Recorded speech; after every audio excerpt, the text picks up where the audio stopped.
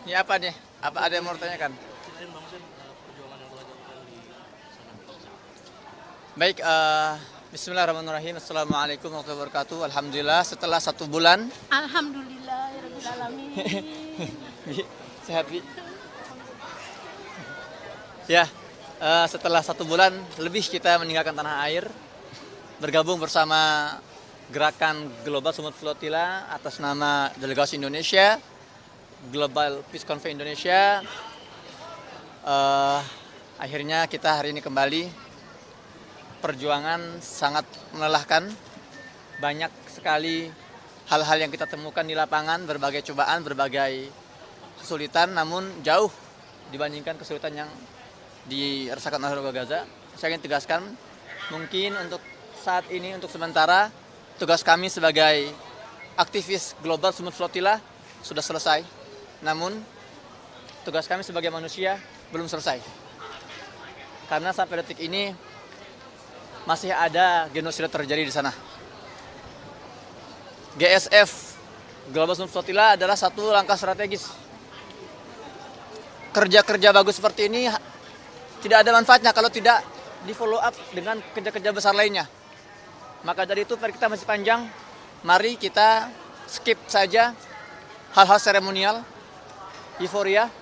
Karena sekali lagi saya tekankan bahwa sampai detik ini masih ada saudara kita yang dibom, dilaparkan, dibunuhi. Dan itu adalah PR besar kita.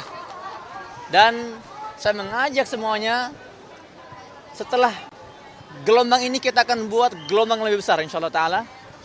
Dan ini bukan akhir dari semuanya, ini permulaan, ini awal dari kerja-kerja besar kita. Bang Hussein, selanjutnya Indonesia akan ikut dalam misi-misi Flotilla.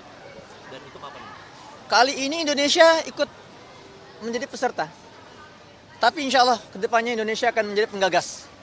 Indonesia negara yang memiliki konsistensi dan komitmen yang tidak lagi diragukan oleh dunia terkait masalah Palestina, harus leading.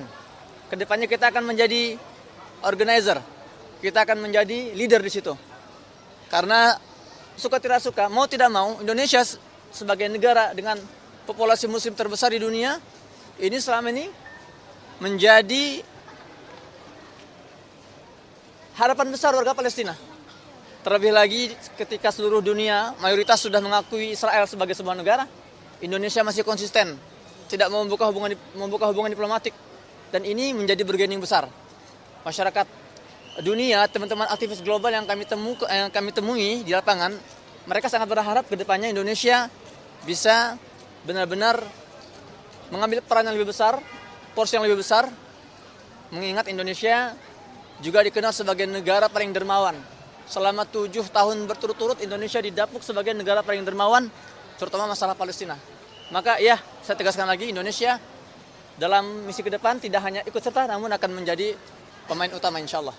Susan, bisa diceritain nggak sih secara kronologis saat Israel mengintersepsi kapal-kapal dari Global Sumut Flotilla? Ya, jadi kalau saya tidak salah ingat itu tanggal berapa terakhir itu ya?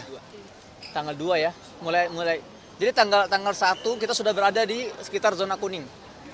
Teman-teman dari berbagai negara, 47 negara yang menaiki 42 kapal, tanggal 1 Oktober setelah mengarungi beberapa wilayah Tunisia, Spanyol, Italia, Yunani, kami tiba di perairan internasional dan masuk zona kuning.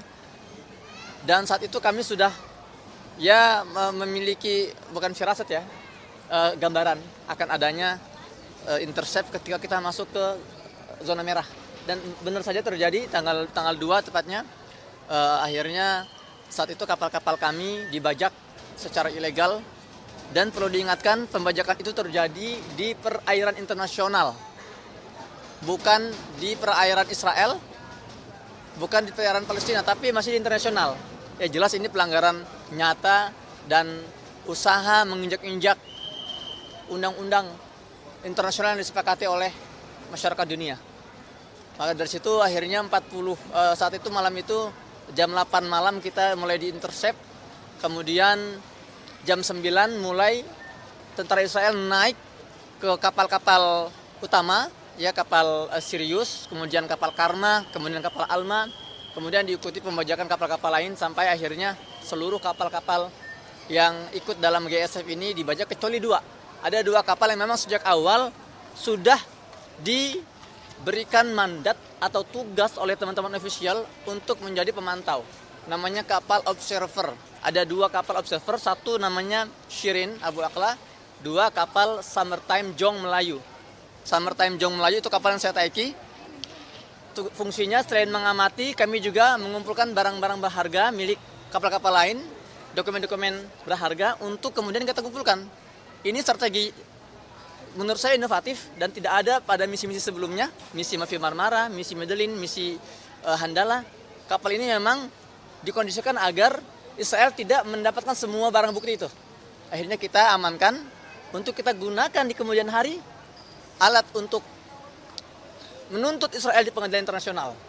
Ya dan itu akhirnya alhamdulillah 2 kapal observer ini bergerak menuju Siprus dan kita tiba di Siprus sekitar kemarin atau 2 hari yang lalu dan kami sempat 1 hari di Siprus dan sebelum akhirnya kita bertolak bukan deportasi ya, namanya itu ya diarahkan oleh pihak imigrasi Siprus untuk ke bandara dan sekarang saya sudah tiba di sini.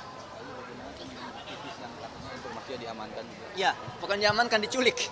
Ya, jadi ada sekitar 400 lebih aktivis kemanusiaan dari berbagai negara diculik oleh Israel setelah kapal dibajak. Sebagian ada yang sudah dibebaskan, ya para aktivis dari kalangan parlemen Italia dan beberapa aktivis Eropa sudah dibebaskan. Dan sebagian besar mayoritas dibawa ke satu penjara di wilayah Neqeb yang berjarak hanya 30 km dari Mesir. Semua sudah melaksanakan prosedural dan sudah diadvokasi juga oleh teman-teman dari lembaga hukum namanya Adalah, itu lembaga hukum Palestina. Dengan gercep mereka langsung mengadvokasi teman-teman dan kabar terakhir yang saya dapatkan insya Allah sebagian aktivis tersebut akan dideportasi ke Turki. Kalau tidak salah ada 40 warga negara Turki, aktivis Turki dan juga beberapa warga Malaysia kemungkinan akan dideportasi ke Turki dan sebagian akan dideportasi langsung ke negara masing-masing. Seperti itu. Bantuan sana apa saja yang dibutuhkan? Bantuan? Iya, bantuan maksudnya untuk teman-teman aktivis. Teman-teman Palestina. Oh, kalau bantuan untuk teman-teman Palestina, semua bantuan diperlukan oleh mereka hari ini. Bantuan logistik terutama, susu bayi, dan itu yang kami bawa sebetulnya. Kami gerakan non-violent, kami membawa bantuan kemanusiaan, logistik, dan obat-obatan untuk warga Palestina melalui jalur laut, menembus blokade, ya. Namun sayangnya kapal-kapal kami dibajak. Jadi bantuan apa yang dibutuhkan oleh warga Gaza, semua dibutuhkan. Bantuan advokasi, bantuan hukum, bantuan media, bantuan militer, bahkan itu paling utama sangat dibutuhkan oleh warga Palestina di Gaza hari ini. Ada pesan nggak buat masyarakat Indonesia setelah aksi pesan-pesan untuk rakyat Indonesia? Iya. Sebetulnya saya sangat malu ya melihat kenapa gerakan ini dicetuskan dari teman-teman Barat sebetulnya. Sebenarnya mereka ini masyarakat yang selama ini hidup dalam doktrin bahwa Israel negara yang demokrasi. Mereka hidup dalam doktrin pemerintah mereka bahwa Israel adalah negara yang harus disupport. Namun gerakan ini muncul dari sana. Artinya peristiwa genosida yang terjadi di Gaza 2 tahun terakhir ini membuka hati dan nurani masyarakat dunia di bagian barat, di belahan dunia bagian barat, Eropa, Amerika dan sebagainya. Ya. Sementara di negeri kita memang pahit, tapi harus kita akui, kita tidak semarah mereka. Kalau kemarahan di Eropa, di Barat, mereka berubah menjadi gerakan nyata seperti gerakan GSF ini. Tapi di Indonesia sayang sekali, 2 tahun genosida berlangsung, jangankan nuraninya tersentuh, gerai-gerai restoran yang pro-Zionis itu semakin penuh. Sekarang kembali penuh lagi. Gerakan boikot sudah tidak ada lagi. Ini kan sebuah hal yang miris. Maka PR kita masih panjang.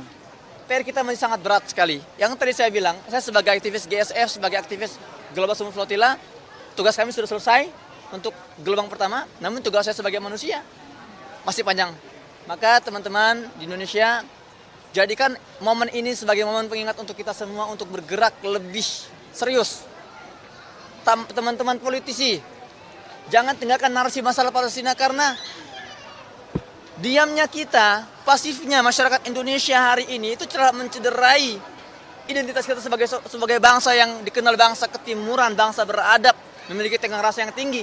Namun bungkamnya kita terhadap genosida di Palestina ini mempertanyakan sebetulnya apakah layak kita mendapatkan identitas seperti itu. Maka saya mengajak seluruh elemen masyarakat untuk lebih giat kepada para influencer, kepada para tokoh, terutama kepada para ulama. Jangan ubah narasi kita di podium-podium Jumat kita sekarang ini. Jangan ubah pembahasan ke bab-bab yang lain dulu. Fokus genosida kita harus suarakan. Blokade harus kita hentikan karena itu ilegal. Penjajahan harus kita selesaikan. Maka PR kita masih banyak, masih panjang, dan kita harus bersinergi, bersatu padu. Semua elemen masyarakat menunjukkan bahwa Indonesia setia terhadap konstitusi, yang mana disebut dalam konstitusi kita bahwa Indonesia menolak segala jenis penjajahan di atas muka bumi ini. Dan hari ini saya tekankan lagi, masih ada penjajahan yang terjadi di Palestina, dan tugas kita untuk memerdekakan mereka sampai warga Palestina mendapatkan kemerdekaannya. Bang, lagi Bang, terkait dengan ini kan adalah upaya keempat kalinya ya untuk melewati laut blokade Israel. Ada nggak sih evaluasi dan apa saja catatan-catatan dari yang terakhir ini? Ya, banyak sekali. Banyak sekali. Sebetulnya tugas kami, Global Peace Conference Indonesia, hadir di sana tidak hanya sekedar menjadi peserta, tapi kami mempelajari prosedurnya, kita mempelajari prosesnya, kita mempelajari seluk-beluknya, dan kita belajar banyak. Dan kita juga mendapatkan hal-hal positif dan hal negatifnya. Hal positif kita ambil, hal negatifnya kita akan perbaiki untuk kita gunakan dalam memanage, mengorganize gerakan ini ke depannya. Nah, maka dari itu evaluasi banyak sekali ya terkait persiapan, kemudian komunikasi, dan kemudian juga sinergi politik antara pemerintah dan masyarakat juga harus diperkuat ya. Dan juga masalah keamanan sekuritas juga ada di situ evaluasi. Hampir semua elemen dalam gerakan kita kemarin kita evaluasi, dan insya Allah kita akan detailkan di pertemuan selanjutnya. Mas, artinya nggak ada senjata ya Mas? Situasi politik di sana nggak ada senjata. Oh, ini bagus ini. Bagaimana kabar terkini dari Gaza? Alhamdulillah kita semua sudah mendengar tadi malam Donald Trump sudah membuat status di salah satu halaman resminya ya, media sosial, bahwa Donald Trump sudah menerima jawaban gerakan Hamas, jawaban atas proposal Trump yang didukung dan disupport oleh negara-negara Arab dan Islam. Artinya apa? Artinya gencatan senjata semakin dekat. Sekarang alasan kenapa genosida masih berlangsung adalah karena Israel belum mau berkomitmen terhadap proposal Donald Trump yang mereka rumuskan sendiri. Ya, dan kita melihat negara-negara lain seperti Yordan, Mesir, negara-negara Eropa juga sudah membuat statement, mereka sangat mengapresiasi keputusan Hamas untuk menerima proposal Donald Trump, yang mana itu menunjukkan itikat serius dari gerakan perlawanan di Gaza untuk hidup dalam kondisi damai, untuk berdamai dengan penjajahan ini dan untuk menghentikan genosida. Itu penting sekali. Maka dari itu kita juga berharap statement dari pemerintah Indonesia diperkuat untuk menekan negara-negara barat, untuk juga menekan Israel agar segera menghentikan genosidanya dan segera berkomitmen terhadap proposal yang sudah fix, yang sudah final, mereka putuskan bersama-sama Amerika. Udah, cukup ya? Terima kasih banyak. Ya, baik.